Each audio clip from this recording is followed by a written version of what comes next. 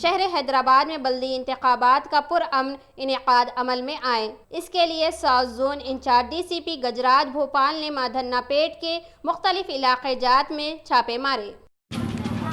ये GHMC election का dates आगाज़ किया गया। कल से नॉमिनेशन लेने का स्टार्ट हो गया। कल आज और कल फाइनल डे नॉमिनेशन लेने के लिए। 1 दिसंबर इलेक्शन होगा, 4 को काउंटिंग होगा। इसमें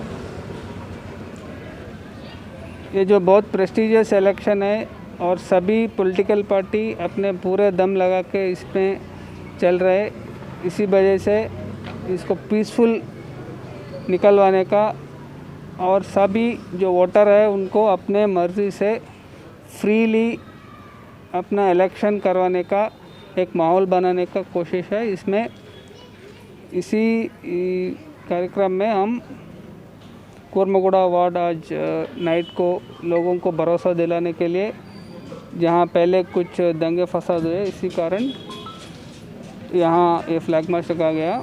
लेकिन अब सबको याद होगा, जब से TRS गवर्नमेंट आ गई 2014 से कोई अभी तक कम्युनल इंसिडेंट नहीं हुआ और हम इसी सिलसिला को जारी रखेंगे। Thank you.